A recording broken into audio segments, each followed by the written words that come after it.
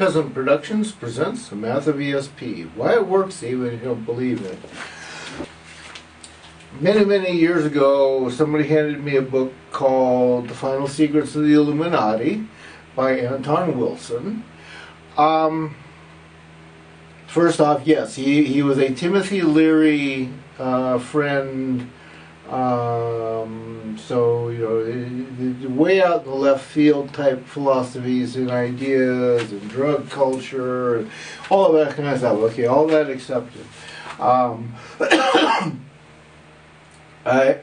was handed this book and I was reading it. I have forever been hearing about the Illuminati, and I've never really placed any kind of belief in a super secret sect, Illuminati, who controls everything, like they got their fingers on computers and, you know, the Matrix type of philosophy. On the other hand, as early as the mid-70s, when people asked me about what I saw the spiritual realm as, I often equated it with being like connected to a super computer type of a thing. I mean, there's so much available in so many directions and so much there.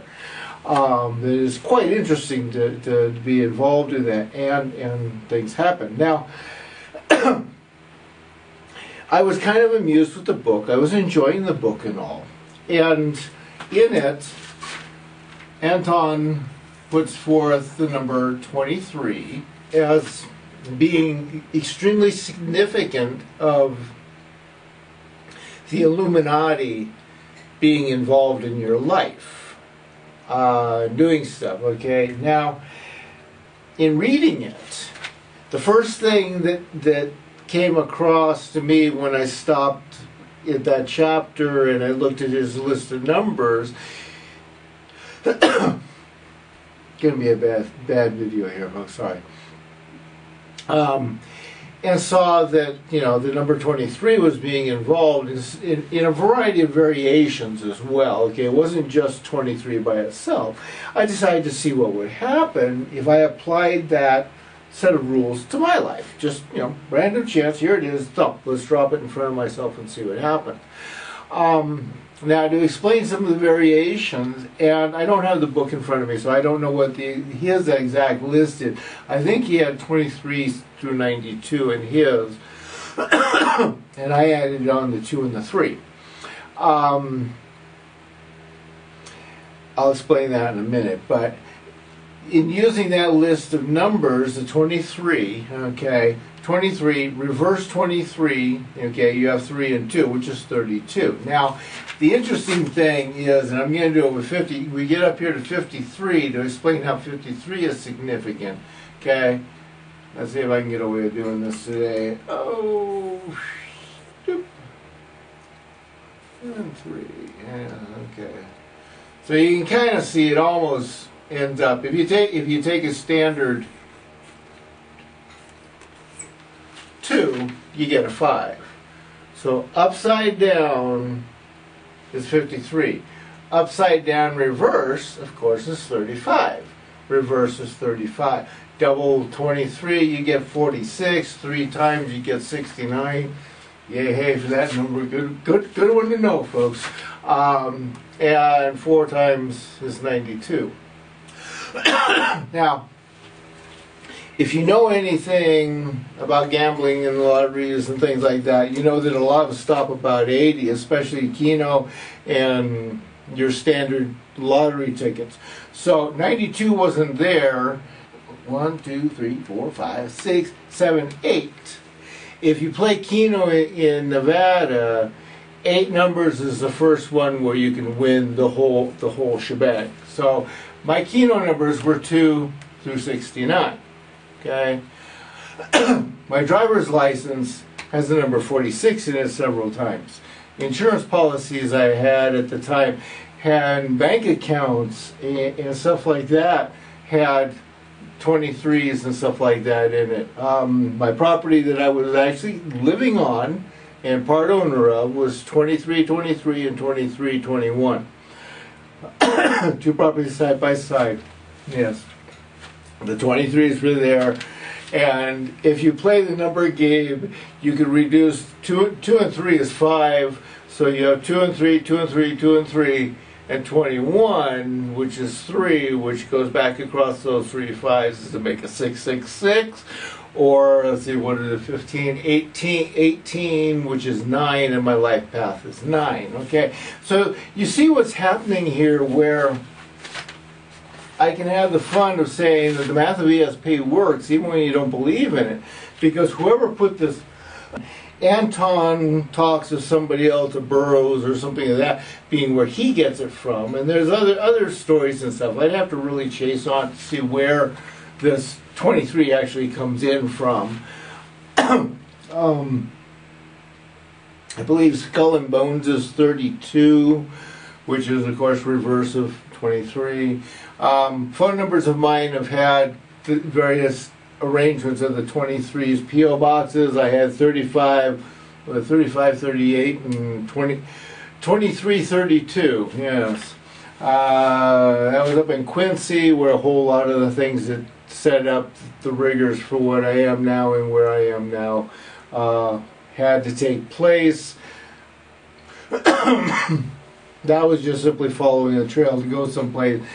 I just had addresses of places I've lived, employee numbers, my keynote numbers, gambling, all this kind of stuff. All kind of plays in here through this whole entire routine.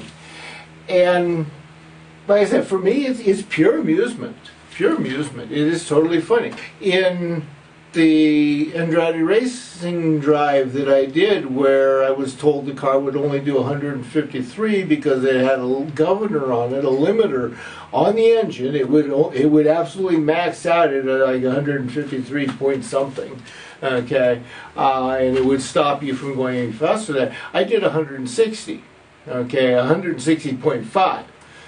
Okay, so I did like 7 miles an hour faster than this guy said the governor that they put in, because it's an upsell, so that you have to buy more times going around the track, and they increase the level and speed that the car will go to, and it's just simply going up through some clicks on where the governor is set. The car that I drove was number 53. And I didn't choose it. They just walked up, said, "You're next. Okay, come on with me. This is your car. Get in." And as I got in and got strapped in and all, and I looked into it, I realized, oh, I'm staring at number 53 in front of me. Good day to drive. So this number comes around and around. Now for me, like I said, it's a joke. I have spent enough time playing around with overall number sets, whether in businesses or keeping stock of businesses, ordering stuff, running file system, all of this, that I know numbers, there's only 10 numbers, okay? There's only so many times they can come around. But when you start seeing the pattern of something like this, or somebody else sees 11s and everything, or somebody else, most of those are your own messages from your own spiritual advisors. But they could also have some very interesting and very weird ways of playing out, because like I said, this is supposed to be the Illuminati, the super secret sect that controls everything. Okay, well, as far as I'm concerned, the spiritual realm controls everything. The spiritual realm has this Revelations 2:17 thing stuck to my soul. I should say, it's not so much stuck in my hand, but stuck to my soul. That was given to me because it's a loophole in something that facilitates another level of things that are or should be according to them. In playing out that game and seeing how it works, for me it's amusement to see that, but it's also, you see all this happening and going on, and as I watch it and play with it, I don't get all caught up in it. I mean, there are people, they don't get their favorite number or their favorite blankie or their favorite teddy bear or socks or whatever, they're devastated. But I watch with amusement to see how things play out and what things play and how they play. And in that, because I'm aware of crazy little ideas like this, and keep in mind also that I'm a whistleblower long before I ever made the realization. I totally lost where I was at with that whole philosophy. The idea that I'm putting all together is that I'm allowing all these different ways to talk to me, facilitate me, let me make miracles happen, let me make things happen. And I'm aware of this stuff going on, but I'm not devastated if it's not right there, because I understand, just like a prophecy. And this is where a lot of people get prophetics very wrong, okay? A few nights ago I had a dream in which it's not exactly what I'm going to say is a reoccurring dream, but a reoccurring theme where different locals here, having realized that they've insulted me to the extent where the door is now closed, I don't really care much to do any kind of business with them, and they have to make the effort to be somewhat polite to me just to talk to me in the first place. Terribly horrible if you're a thief and your victim won't be a victim. What do you do? Needless to say, a couple of nights ago I had a quick little dream about some woman trying to talk to me and convinced me that there was something I needed, to allow to be facilitated. And it was kind of interesting. It kind of went back and forth, but I was just kind of like, no, that's not necessary in my life. Well, this afternoon I'm out there sitting on the curb having some lunch and just kind of being visible to the public, and one of the sisters of my landlord comes up and she starts, wanting to talk to me, and she starts telling me that I'm in Mexico now. I have to stop and learn Spanish. And it's like, why? I don't need that much of it. I don't go anywhere. I don't talk to people. I'm not out visiting with you people. You're not anything involved in what I'm doing.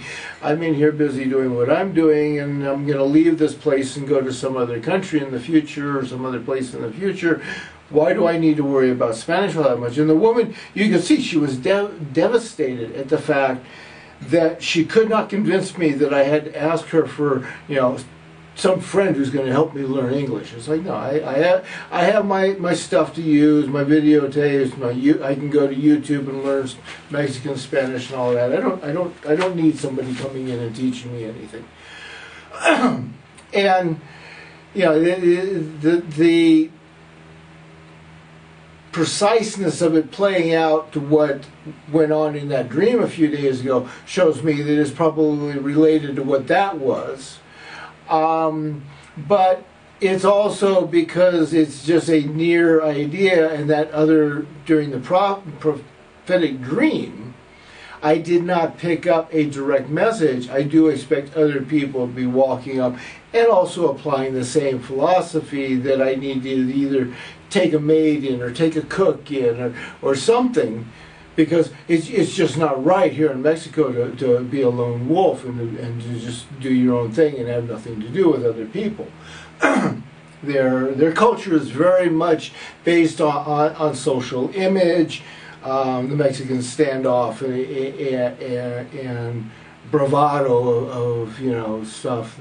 But needless to say, there's that whole thing. So for me, this 23 is a big joke, but it's also in the long run playing out, because I am now the highest rank, I am the highest ranking level possible of spiritual connection.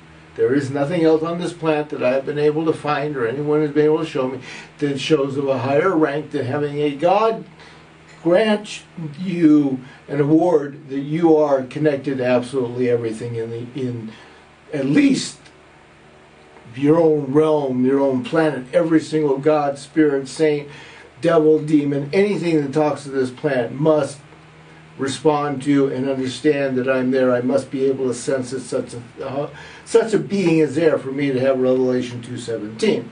Okay?